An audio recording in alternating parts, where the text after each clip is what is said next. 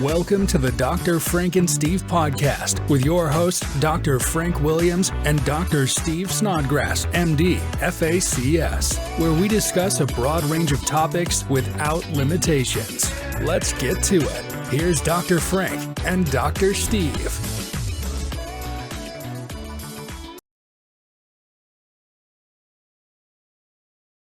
Hello, welcome back. This is the Dr. Frankensteve podcast. I'm your host, Frank Williams, and this is Dr. Steven Snodgrass. Today we're going to be covering a subject that's a little unique and not really covered a lot other than the experts and or so-called experts as the subject matter comes up, which has happened because of some of the recent bombings and explosions around the world. So today we're going to be covering what happens, the effects of blast, like an explosion on your body and to surroundings. And then we've got some interesting stories, and of course always the statistics and facts and everything as you get from us.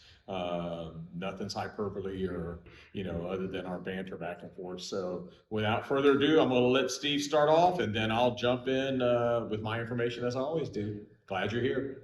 Yeah, I hope everybody had a Merry Christmas, and we wish you a Happy New Year. And I had a total hip on December 3rd, so that was my Christmas present. Mm-hmm. So hoping for 2025 to be out of the operating room. Yes. Yes.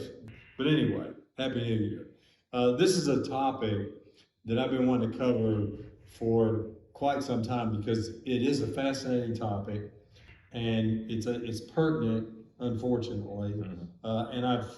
And I have had experience in treating these kinds of injuries and that sort of thing. And obviously with your military background, you're going to have experience with all of this as well.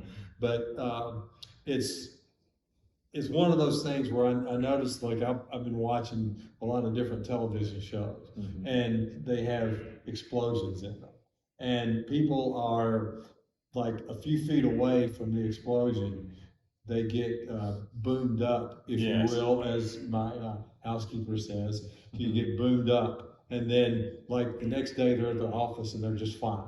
There's no problem. And so it's like, I think that's, I understand the artistic license, that sort of thing, but it's also extremely misleading. So there's a lot of things that happen during these explosions that realistically, I had no idea about some of the science behind it, but it's pretty mm-hmm. fascinating. But basically, explosions are a physical phenomenon that they result in a release of energy. And the process will cause an increase in pressure above the atmospheric pressure, and it's called the blast overpressure. And it results in what is called a blast wave. And the blast wave is just an area of pressure that expands outward from an explosive core, and it's a leading front of compressed gases. And the blast wave is followed by a blast wind. And blast waves from explosions that occur like around solid surfaces, like if they went off inside of city blocks and that mm-hmm. sort of thing, the blast wave can bounce back and forth off of those buildings, and the force can be magnified 2 to 9 times of what it normally would be, which is just devastating. So the immediate vicinity of the bomb blast within a meter is called the kill zone. And I looked up the Department of Defense. A lot of this came from around World War I, where they would notice that the war dead, if you will, they had like no outward signs of injury whatsoever. And they were thinking like, what's killing these soldiers? And so as time progressed and they started doing more studies, they found out about the blast effect. And so that's what we're discussing here today. And the Department of Defense put together a set of criteria to describe and categorize blast injuries. And It goes primary is just from the blast overpressure. And that crosses the body and it causes internal injuries. And it's the only category of injury that's unique to the blast or high pressure. And that could be blast lung, tympanic membrane rupture, abdominal hemorrhage, perforation, rupture of the eye, concussion, mild traumatic brain injury without physical signs of head injury. Secondary blast injuries result when blast winds behind the pressure front. They will propel fragments and debris against the body and cause a blast force and penetrating injury. Tertiary injuries result from strong blast winds and pressure gradients that accelerate the body like a car crash would. So basically, you get picked up in the blast wind and thrown against something. So obviously, bone fractures, traumatic amputations, blunt injuries, crush injuries, or the brain injuries can be open or closed. Quaternary blast injuries result from other explosive products such as heat and light, from toxic substances that can be fuel, metals, gases that can cause burns, blindness, and inhalation injuries. And then finally, quinary blast injuries. They are referring to clinical consequences of post-detonation of environmental contaminants. So it could be like chemical like sarin gas, biological like anthrax, or radiologic like a dirty bomb. So there could be chemical burns, viral or bacterial infections, and radiation exposure. And that can come from just, as we had here a couple of years ago with Ohio, the blast on that train that caught fire, blew up, and then the pressure from that released all those different chemicals into the air and into the water, and nothing was safe there, basically. Yeah, and it's really quite remarkable. I looked at this blast wind, and these are studies done again that had been adopted in the military and by the government. But obviously, a blast. There was a thing about blast overexposure and wind speed, and I had no comprehension of this, but it shows you why it's so devastating. So if it's 1 pound per square inch over the atmospheric pressure, that's associated with a 38-mile-an-hour wind. And I can tell you as a cyclist, when you're out there in a 20-mile-an-hour wind riding a bike, I mean, I've had it 20-25-mile-an-hour winds. I've ridden in that, which is stupid, but you literally can feel the bike shift. So, I mean, just that will move my body and the bicycle. And if it's 2 pounds per square inch, 70-mile-an-hour winds, 3 is 102-mile-per-hour winds, 5 PSI, 163 miles an hour. Most buildings will collapse with that.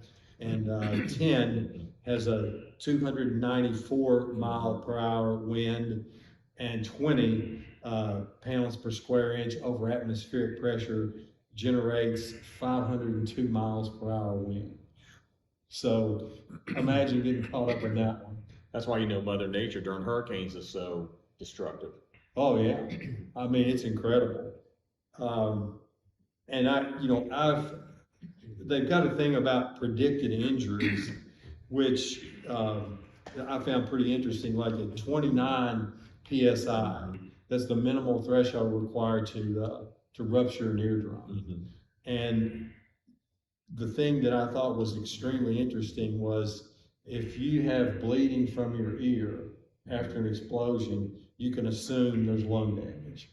So that's something I did not know. That's pretty telling. And 40 to 50 PSI will rupture the normal eardrum. 29 to 72, you'll see chest trauma, lung trauma. 30 to 50 is the minimal threshold for lethality, and 50 to 75 PSI is 50% lethality, and 92 PSI is 100% lethal. And an example like the car bomb in Vegas, that they said, like, if you have a vehicle that's parked on a curb that explodes like that, you're looking at pressures of over 100 pounds per square inch. So you can see the devastation. So that's pretty amazing. And then the rest for me, in regards to this podcast, would be my personal experience with myself as well as patient care. So have at it. Well, the one thing I found interesting is the mechanism, which is the high pressure wave. Uh, it does a lot more damage internally to those organs that are filled with gas. Yeah. And I didn't know that. Yes. I thought it just affected, but I guess you can see why, because of, they're less dense. Yeah. In that area and stuff. And then, I know about the eyes and, the lymphatic ruptures and all that. But a lot of people don't realize, like you said, that when you were mentioning like the Tesla truck, not pushing it, Elon, but you're more than happy to contact us at Dr. Frankensteve at gmail.com. So you would love us. Yes. But that just goes to show you, as much as I'm not the biggest fan of what that truck looks like, I've never driven one or been in one, the Tesla truck. Well, you just blew that one. Well, that's okay.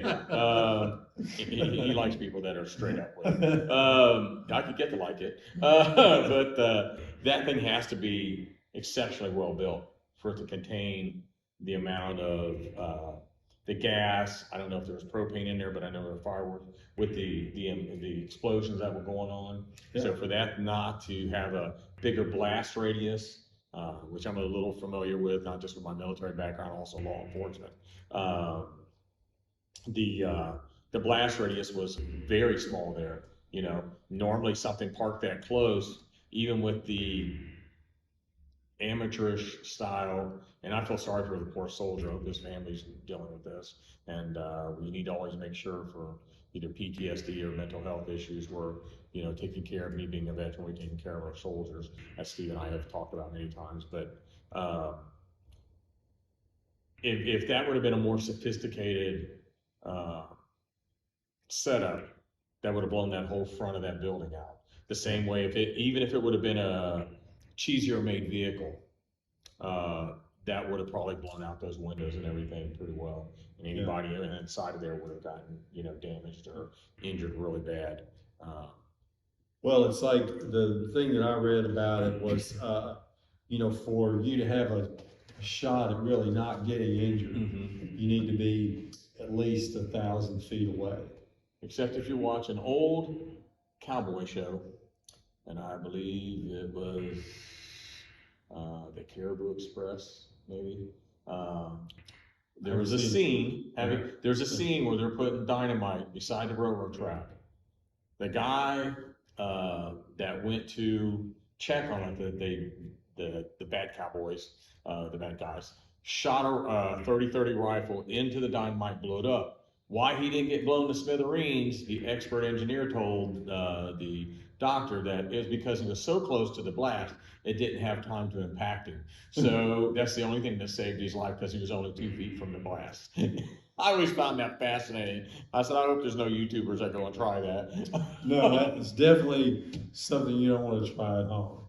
No. That's for sure. And you and I both have stories. I mean, like I said, I remember being in law enforcement. I won't mention the year or where or anything, in case there's still an open lawsuit after 30 years going on. But I remember assisting some agencies with 3 letters, and they were going to a major drug house and got the wrong house.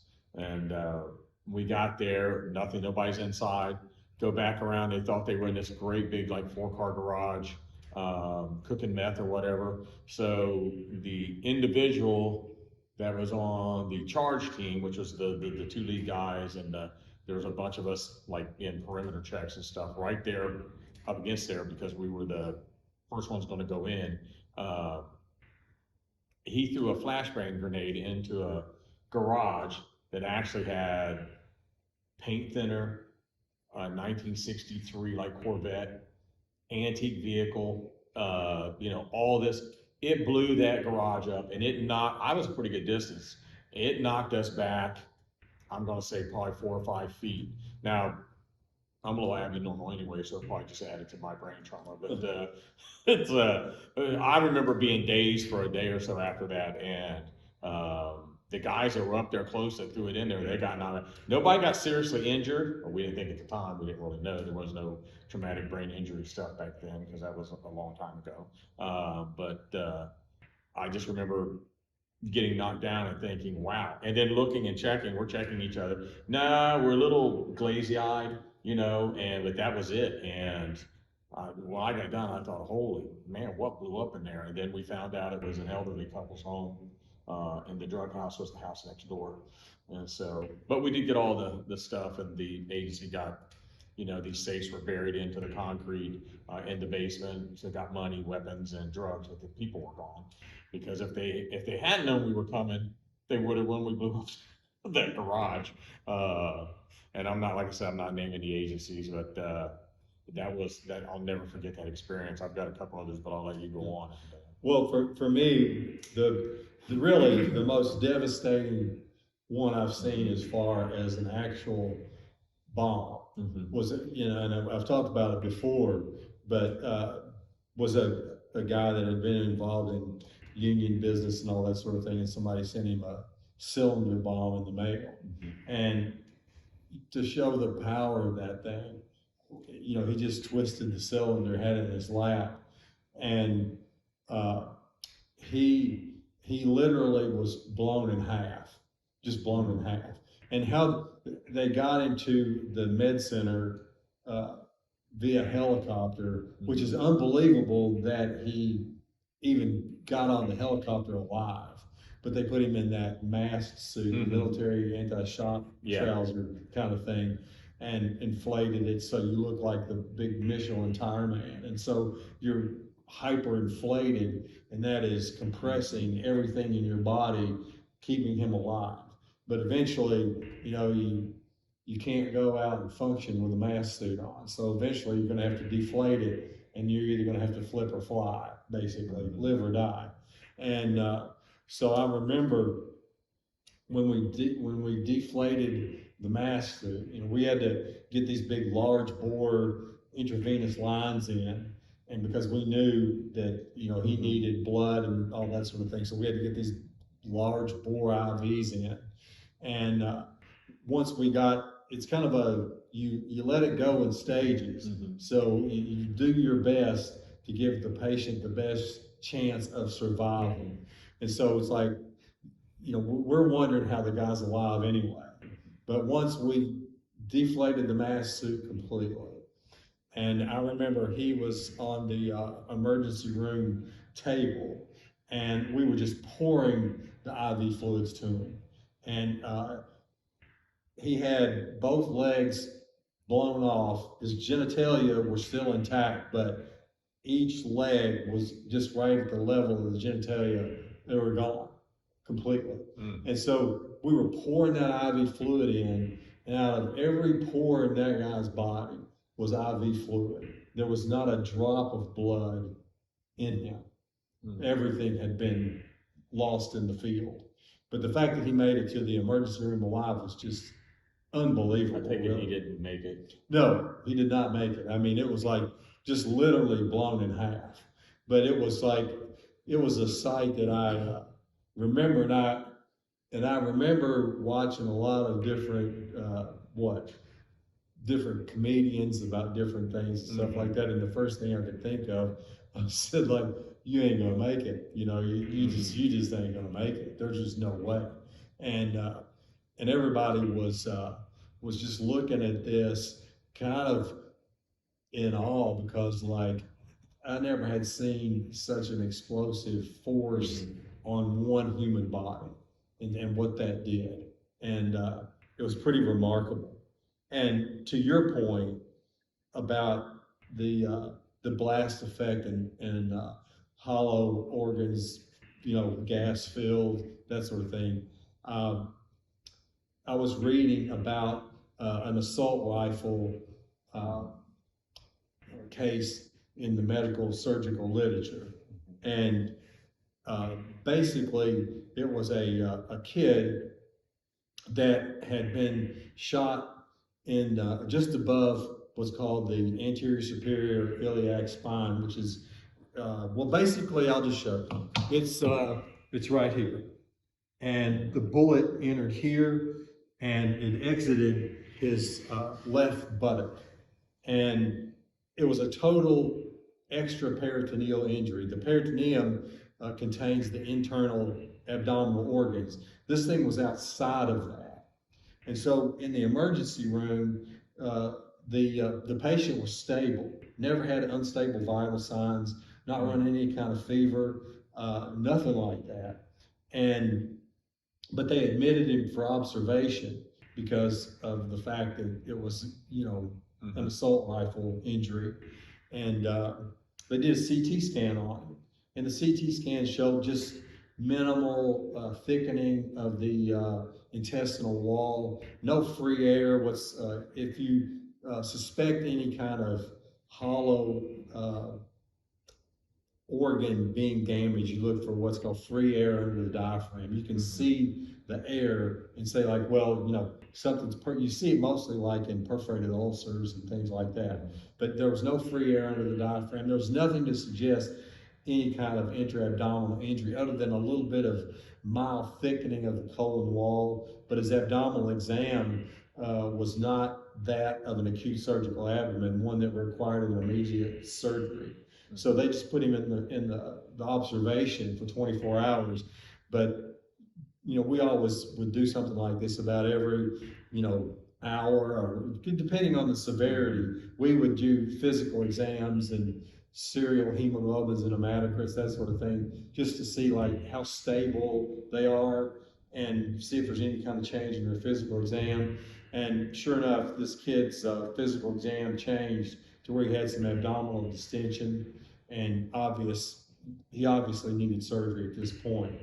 But what they found when they opened him was the fact that, again, this was a left bullet wound that entered above the left anterior superior iliac spine, exited the left buttock, but it perforated the right colon. So that just shows that blast effect, went across his body and it perforated that colon. Wow. So it shows you the power of the blast effect. It's not only just bombs and things like that, but it's applicable to bullets and gunshot wounds and that sort of thing as well. Yeah, and unfortunately, you hear about these, explosions from people who've had, especially now that it's only about 15 degrees out. You hear about this where people get in their house and they've either had their gas, or they think their gas is turned off, or maybe had a power outage and they're not quite sure how to light that pilot light. So they're running, that gas is running for a while, or the gas is running, or they put a propane system, heater in something. You're always hearing about propane heater deaths, or where they explode, the house explodes up, which is going on with the California wildfires right now. I watched this morning some of the updates there in California, and it's a horrific scene. I really feel sorry, and prayers go out to those people. They got incompetent leadership, which is probably one of the biggest unfortunate things that happened, in decision making. Won't say who, because that's probably a lot of blame to go around, but they were showing the videographer and the photographer were taking pictures, and I wouldn't be there, but they showed multiple houses that have been burnt down, and destroyed from the fire. Well, the gas lines are just flaming up, and I'm thinking, you don't realize, because there have been like 2 or 3 houses in a row of these gas leaks where when that thing goes, it blows like an atom bomb, literally. Oh, yeah. And I'm thinking, you're a lot braver than I am, standing around with all those gas lines shooting up. They pointed to about 3 different houses, and all of them had this fire flaming from the gas lines where the fireplaces and stuff were. And I thought, I don't know that you might want to take a class on, general science. Well, it's and I've got a couple of stories. One of them is relates to my own personal story, but lightning is the same kind of thing. And I'll tell my personal story first. And I've mentioned it before. I'll go into a little bit more detail, but my wife and I like to sit in our sunroom and just watch storms coming up. And just like, we're having coffee and the storm's coming in. It's like, it's just what? It's just kind of peaceful, just to watch it come in. And anyway, my wife says to me, there's not any lightning or anything like that going on, so I'm just gonna go, just do my exercises or whatever on the other side of the house. And so I just said like, well, I'm just gonna finish my coffee and that sort of thing. So I get up and I go to my screen door, and I had this like eerie kind of feel. It's like you kind of feel like your hair's standing up or something. It's a weird, you just feel like, there's something not quite right here. Exactly. And then within a millisecond, it is just like this bomb exploded. And I noticed like it was the, part of the roof went in the backyard, part of the roof went into the front yard, and what had happened was the lightning hit like a lightning rod in our house, and it traveled down the gutter, and I was within a body length of the gutter. And it went down that, and you could see the marks in the gutter, and it just exploded. It truly sounded like a military jet was taken off from my deck. And we had, to your point, we had a barbecue grill at one time on that deck and had a gas line there, and that ruptured. And this thing hit so hard. Um, I was just kind of like obviously dazed, and I said to my wife, I said, you know what? I think the deck's on fire. And she said, well, it either is or it isn't. It's like, if there's a fire there, fool, put it out. Yeah. But what's going on? Because she heard the blast, but she didn't have any idea. And so, I went out there with a fire extinguisher, and the fire department came and all this kind of stuff, and they just said like we were on the interstate just taking care of another lightning strike, and we saw that one, and we said if that thing hit anything, we're getting ready to get called, because that was one hellacious lightning bolt, And so we called 911, and they responded, and I can tell you, I couldn't hear for a day. I was just like, about all of this, I couldn't even hear. And it was, but rough when you get boomed up. well, looking back on it, realistically, I feel pretty lucky to be alive for that, because it was within, a body's length. It was less than 6 feet away from that gutter, and it was remarkable, the power of that thing. And it just, we had one of the big shake roofs and all that kind of stuff, and the wood was just splintered, and it was just flying everywhere. So it's just like, if that hit you, it could kill you. Well, that's a lot of pressure from that blast.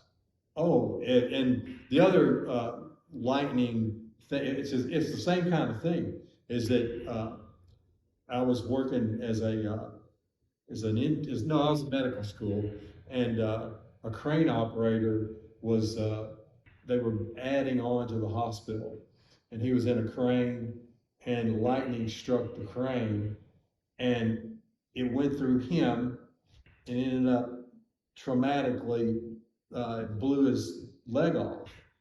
And he would have died, except he was on hospital property. So it's like he's right there. So he makes it to the emergency room. And so we address his wounds and all that sort of thing. And we have no idea about like the magnitude of the strike, but it was pretty unreal, because this was a guy that was probably about 40 years old, something like that. But we hooked him up to the EKG and everything. He had all these dysrhythmias, these heart dysrhythmias. And so this affected everything that guy had. And again, he lost his leg, and he ended up losing his life because all of his internal organs just shut down. He had multi-system organ failure, and the heart rhythms. We finally got that under somewhat control with medication and everything, but his kidneys failed, had to go on dialysis. Then he had liver failure. So it was like heart failure, liver failure, kidney That failure. lightning strike Friday. I mean, that's it. And then lightning just, that explosion just killed him.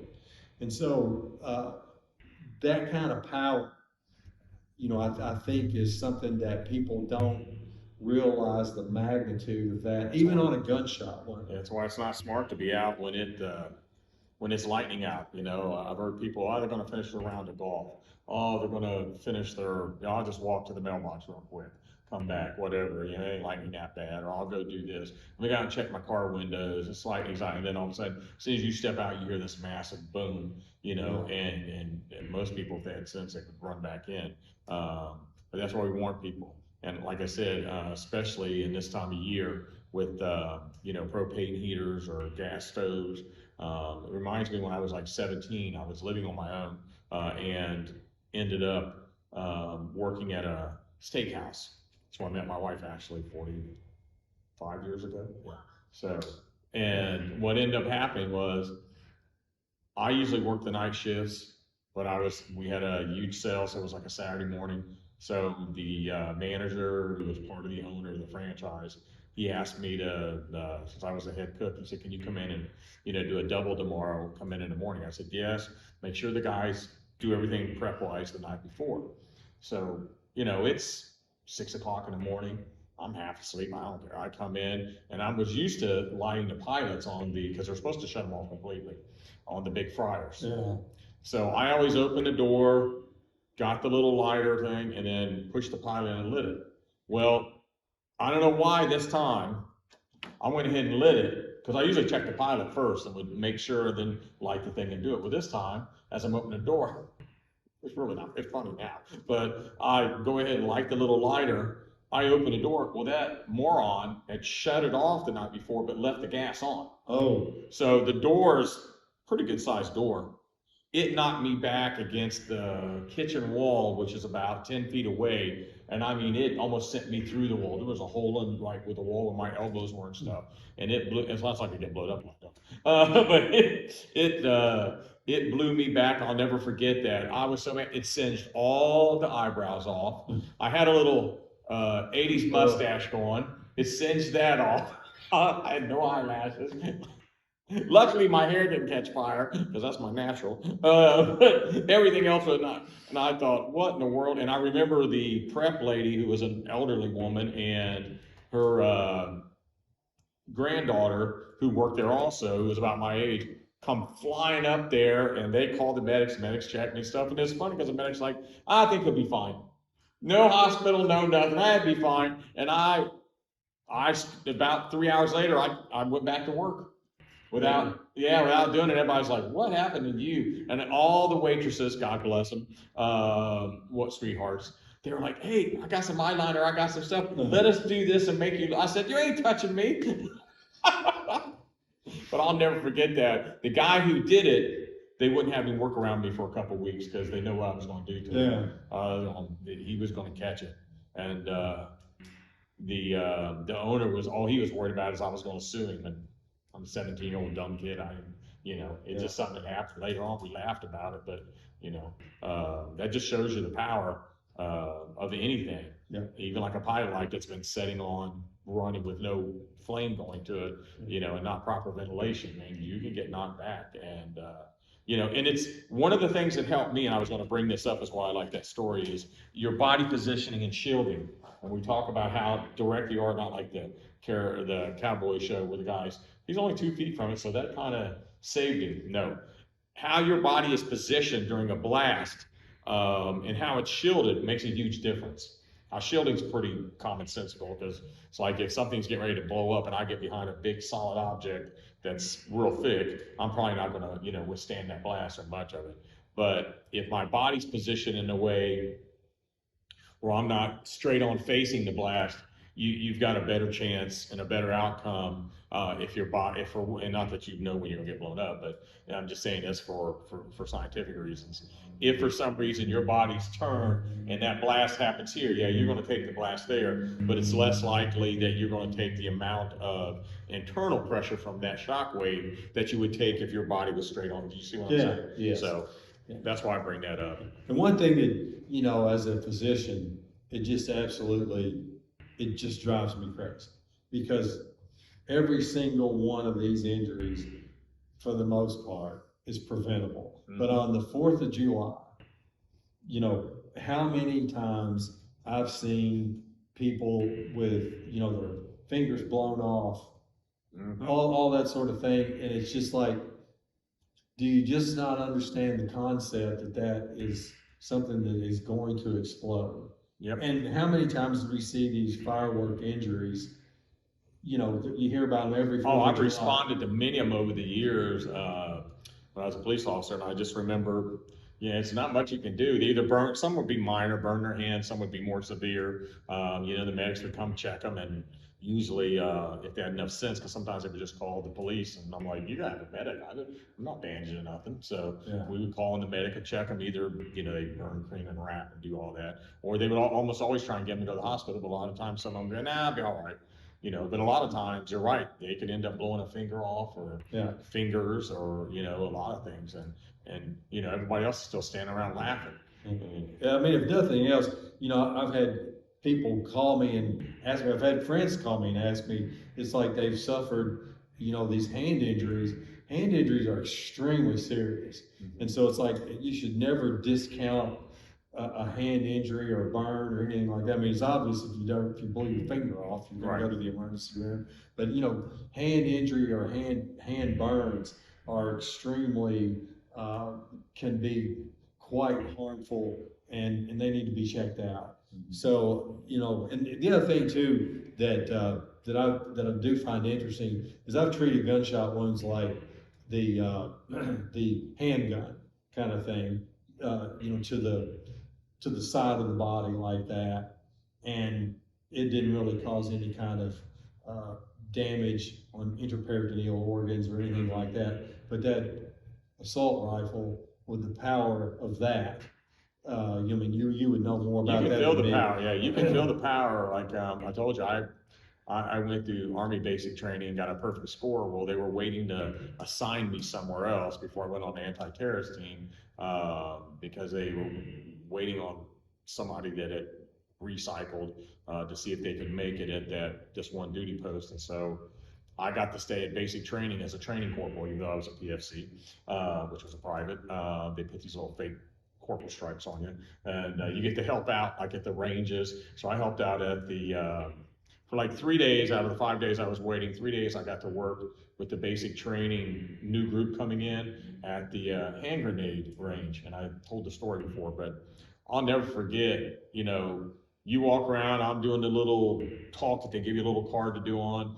The sergeant's there in the pit, which has a hole in it so they can kick down if you drop it, because people do. Sure enough, about the 4th guy, you're supposed to pull the pin, and then this hand has the grenade in it, and you point and you lock. Well, this idiot does this, has the pin in his hand, and drops the grenade in the sand-pitted bunker with the sergeant. I'm about, I don't know, maybe 4 or 5 feet from him. I turn around and look. The sergeant all of a sudden kicks it down in the what they call the kick plate area, and the sergeant was good. He grabbed the guy, and they both dived, and I hit the ground. You could just feel that. And I mean, even though that's built for that, I thought, that would have, because these were live grenades. They practice with fake grenades first, and then you use a live. Everybody has to know what it's like to throw a live grenade. And I thought, whoo, that wouldn't have been a good sight. No. If that would have, if he would have dropped that, we wouldn't have been able to get to it. No, I mean, it's absolute carnage, Oh, yeah. and it's just, people they don't realize the concept of all that, but, and I'll end it with this, but when I first came in private practice, there was a guy that had he had suffered a shotgun blast to the abdomen at close range, and he had like a small knuckle of intestine hanging out of his the abdomen, and he made it to the emergency room, and his vital signs were a bit iffy, but there's no question he's going to surgery. He's going to surgery, and the chances of him making it are pretty much close to zero. Slim to But, none. yeah, because he got shot. Well, he'd been in a fight, and I think we've talked about this too before. But he got in a fight with a smaller guy at a bar, and just beat him about half to death. And then the small guy goes back to his car, lives back to his car, sees the big guy come out of the bar, calls him over, and I think the big guy thought like, well, he either wants to fight some more or apologize or whatever. So he goes over there, and the guy puts the shotgun right here and pulls the trigger. So anyway, he died. I took him to the operating room, and he did die on the table, and I'll tell you why.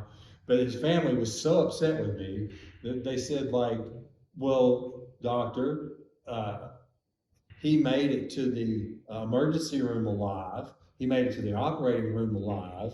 But then, when you get a hold of him, he died. And so, like, they're looking at me like I caused the death. And I said, like, well, let's kind of go over exactly what happened. I said, he got shot by a shotgun at point blank range. And he's a big guy, granted, he's a big guy.